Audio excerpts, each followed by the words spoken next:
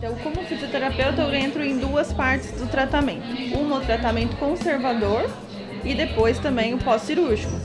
Geralmente, o que a gente precisa é poder estar trabalhando com essas pacientes de uma forma mais conjunta, né? Então, quando a gente vai fazer um tratamento conservador, tanto a Nutri, quanto a fisioterapia, quanto o médico, o endócrino, todo mundo precisa estar trabalhando junto.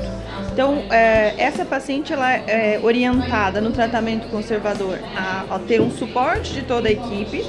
E quando vem para a fisioterapia, nós focamos ou no tratamento conservador, que é a drenagem linfática, toda a orientação de exercícios, laser, LED, todos os mecanismos que nós temos anti-inflamatórios.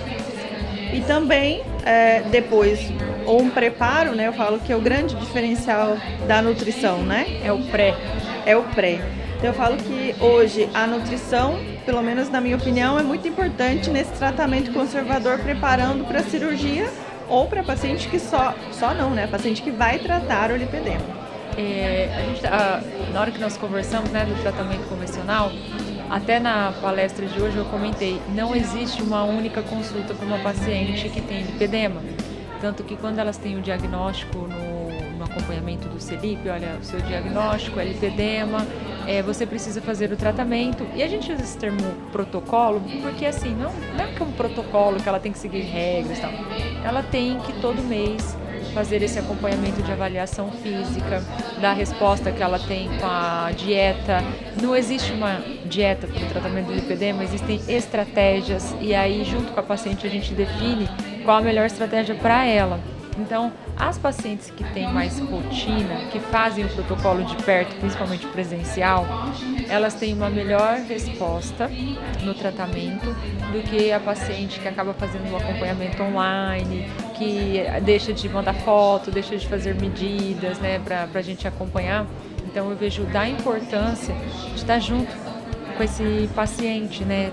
E quando essa paciente está com esse suporte profissional da Nutri e da fisioterapia, elas se engajam mais e se comprometem mais no tratamento.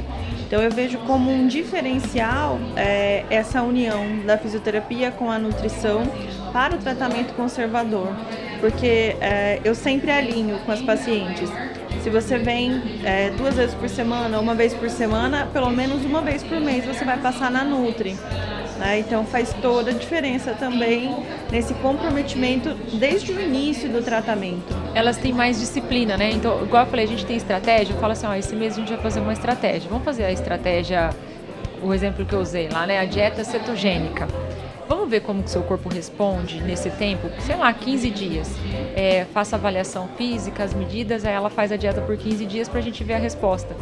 Elas têm muito mais disciplina para seguir, porque elas sabem vamos ver qual é o resultado disso, do que alguém que está solto, que não tem como... E outra, a pessoa, né, eu falo, a paciente que vai lá e faz uma única consulta, não dá pra gente fazer essas estratégias.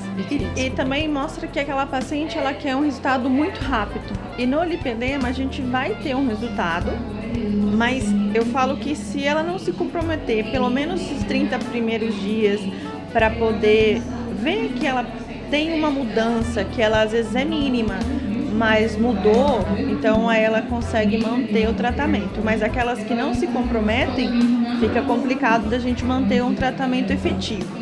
E quando a gente também fala do que o lipedema é uma doença, poderia ser uma paciente com diabetes. Não existe ela fazer a dieta por um mês e vai curar o diabetes. Não existe, né? Porque não tem cura, tem o tratamento. Porque hoje quais são os vilões do lipedema, da parte nutricional? A gente fala da alimentação, Isso. O alimento ultraprocessado, refinado, com muita adição, muito aditivo. Eu falo que é ultraprocessado, em via de regra, sabe?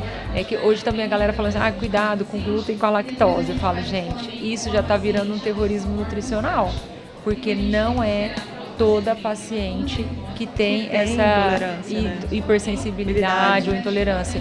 E como que eu vou saber isso numa única consulta? Também não tem como saber. E dentro desse planejamento hoje, qual vamos dizer assim, a primeira orientação? O paciente chegou para você, primeira orientação da nutrição. O que você que eu faço? O que você orienta para elas de início? A abordagem que a gente sempre tem de primeira consulta, a paciente sempre faz uma avaliação física. E aí eu tenho uma aula lá que eu mostro para elas o que é o músculo, o que é a gordura, o que é a gordura do lipedema. E com a avaliação física em mãos, eu falo, a gente tem que melhorar isso. Eu falo assim para o paciente, esquece que você tem lipedema.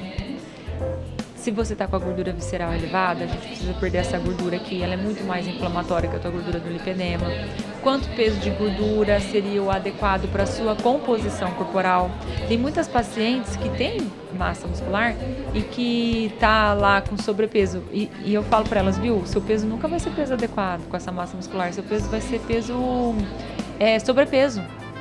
Só que ela, nossa, você tirou uma carga nas minhas costas, porque todo mundo... É libertadora a informação, né? Eu falo, uma vez que a paciente está orientada, ela consegue abrir novos horizontes sobre o tratamento do lipedema. Exato. Então, assim, eu sempre gosto de começar pela avaliação física, para mostrar para ela o que a gente tem que melhorar na composição corporal, acima de tudo, e aí de rotina, né, que eu pergunto como que é a sua rotina. Então, hábito de sono, então aquela questão, às vezes tem paciente que dorme muito tarde, sedentária, que come muito alimento ultraprocessado, não tenho tempo, sabe, eu não tenho tempo, é muito corrida, não dá tempo de almoçar, ela não tá fazendo o básico, não toma água, o intestino não funciona. Tem muitas pessoas que chegam sem fazer o básico. E eu falo que assim, tem um pessoal, né, que fala do lipedema, algumas pacientes reclamam, falam assim, Laura, realmente tratar o lipedema é caro. Eu falei, tratar o lipedema não é caro. Se você fizer o básico bem feito, você consegue bons resultados. Por exemplo, a escovação a seco. Você tem um investimento mínimo numa escova e você tem um alívio imediato quando a sua perna está cansada, aquela perna pesada do dia a dia. Você chega e fala, nossa, se fizer 5 minutos de escova, já vai melhorar. Mas você faz? Tem muita gente que fala assim, eu comprei, mas está na gaveta. Eu falei, a gaveta não precisa fazer, né? Então, é básico, beber água. É básico. Beber água é o básico. Até no caso da drenagem, que é o que você fica mais em cima, orientar a evitar, né, o alimento com muito sódio, porque a gente fica falando mal do carboidrato. Mas o sódio é um vilão também, né? Ninguém fala do alimento rico em sódio. Tem paciente minha que ama comer comida japonesa. Mas eu só como peixe cru, proteína. E o tanto de shoyu que coloca para comer aquele alimento que ferra um monte com o edema, com o inchaço, a inflamação. Eu percebo assim, um final de semana que ela sai fora da dieta ou que tem uma vida alimentar e de sono, de qualidade de vida não tão adequada para essa nova vertente do lipedema, eu demoro 15 a 20 dias para diminuir o edema. Isso, tudo. Inflamação. Porque assim, por exemplo, a combinação de shoyu, né, vamos dizer assim, cerveja, álcool, bebida alcoólica, alguns alimentos que têm farinha branca ou as que têm realmente, né, refinado, fritura. Então, o final de semana, ele complica todo um protocolo de geralmente de 15 a 20 dias.